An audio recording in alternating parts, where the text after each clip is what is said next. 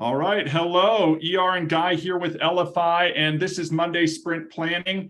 And we're so excited to do a continuation off of our fire discussion last week and really talking about ambition and raising our ambition and all of that type of stuff, Guy. Now, I know a topic you and I know very well is this shift from ambition to obsession.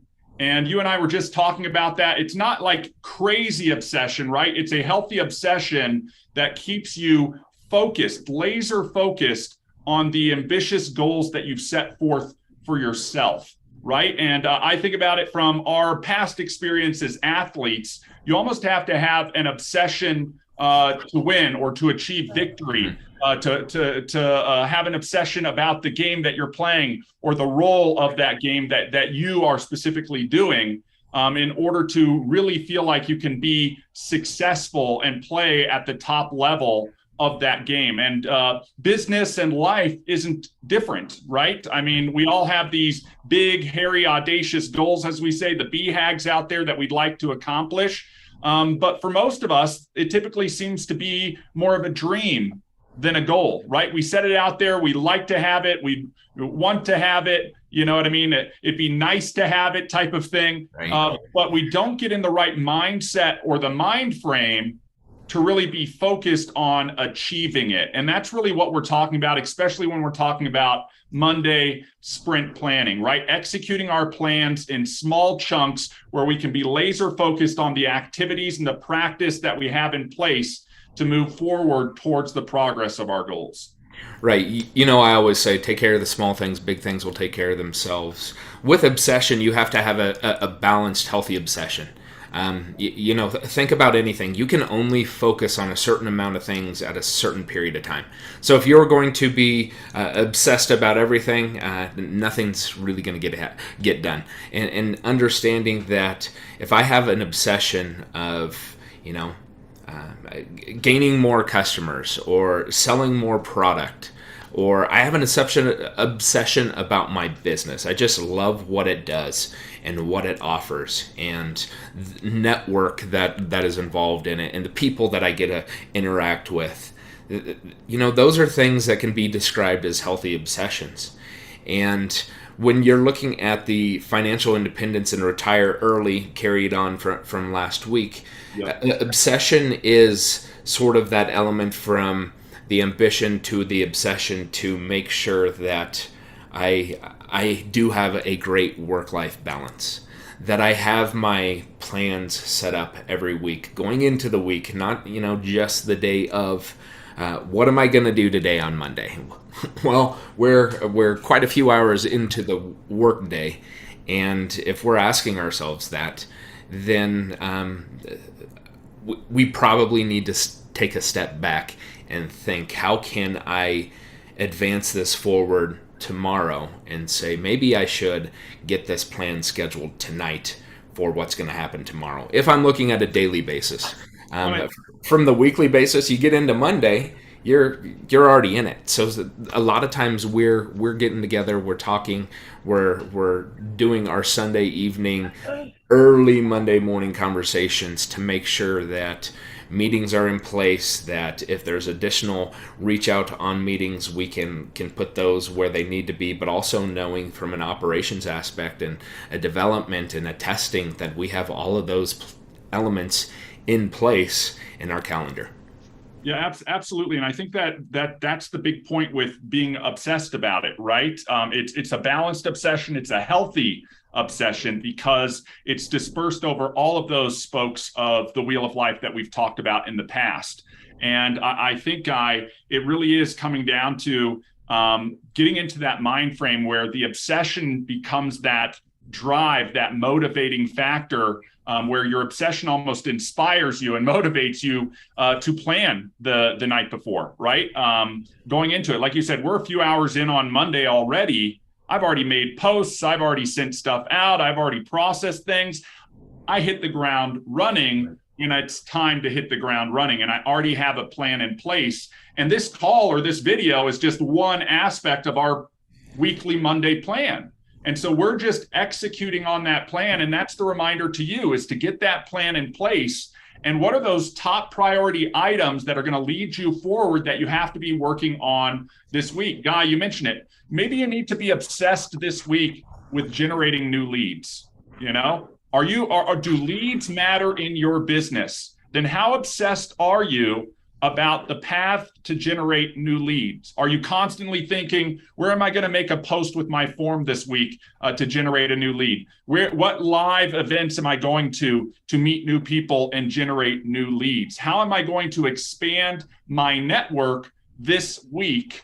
And how can I be obsessed with those things? Meaning look forward to, think about them, ideate on that process, visualize, all of those types of things. Guy, I know, like when we played sports, we were so obsessed, we would visualize our roles, you know, before the game even happened, and thinking up into every moment until the whistle blew, type of thing. And you have to have that mind frame if you want to play at the level that it's going to take to achieve the victories and the success that you're seeking. I think that's the biggest thing. I know last year we spent a lot of time about the mindset of a champion. And guys, here's the reality.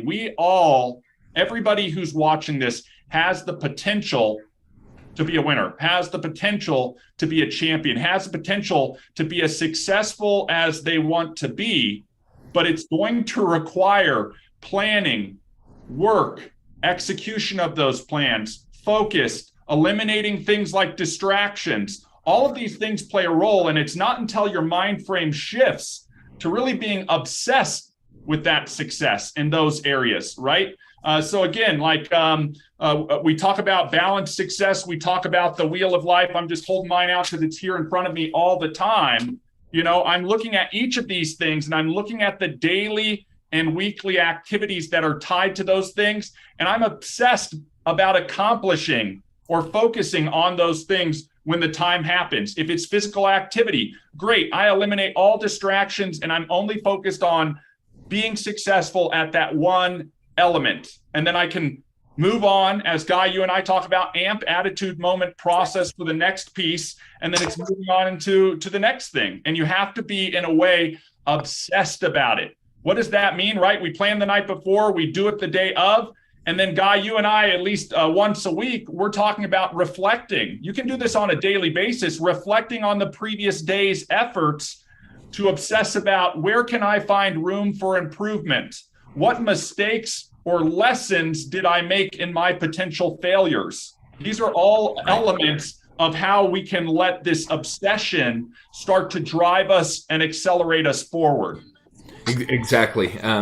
You know, when looking at it internally for what we do, we're obsessed with process, we're obsessed with systems, and I think one of the biggest thing is innovation, and that's where, you know, I put in customer obsession describes businesses that are wholly focused on providing the most value possible for its ideal customers, and that truly is our obsession. So how is our week set up? Well, it is from the way that we can do help trainings. We can come in and do sprint plannings. Kathy has the mastermind trainings on Tuesdays. I mean, this is our lives. This is our obsession in the work aspect, right? You have to be very balanced, and I feel we are very balanced. Our families understand what's happening and what we're doing, and same sense happening with them. But knowing that we're always looking for ways to advance it forward, move it forward, improve ourselves. You know, we even did a live last week and we had great feedback. And we're taking that feedback and hopefully getting it implemented and moving forward can exude the excitement of what this platform really does. And so to understand throughout this week, if I can sit down and make a game plan for one finality, right? We had the question the other day, you know, what if a finality of the week could be I have 5 new customers? What does my week look like? How do I go about attacking this? How can I provide this to maybe a fast start individual who's going to be joining my network or my team? How can I implement it for myself? So these are types of things that we'll be working towards to create video quick little snippets that say these are the things to do, but we can even talk about it here. If I want 5 customers by the end of the week, I've got to have an obsession to get those 5 customers. I've got to make sure that I have every talking point imaginable, and that's the thing about it is I've got to be prepared. I've got to be prepared with people's questions, with their feedback, with their if there's a conflict in something, if they're trying to do a compare and contrast. I've got to be able to be prepared to have those types of conversations. But the very first thing I have to be obsessed about is knowing that I've got to share. And that is the biggest thing in any sales marketing business is you cannot be afraid to share and share with anyone, share with everyone. That's why we've created this platform, is to be available and usable by anyone and everyone. So when I sat down and I'm making my game plan and I'm reverse engineering it, you both know ER and I reverse engineer a lot of things, is if this is what we want, I've got to work backwards on the steps and the system that I've got to have in place to reach that finality. Guys, I think that's so true, Guy. And I think for all of us, there are a bunch of different paths to get there, right? So if your goal this week is I need 5 new customers, you know what I mean? You need to start to think, how are the possible paths when you reverse engineer it to get there?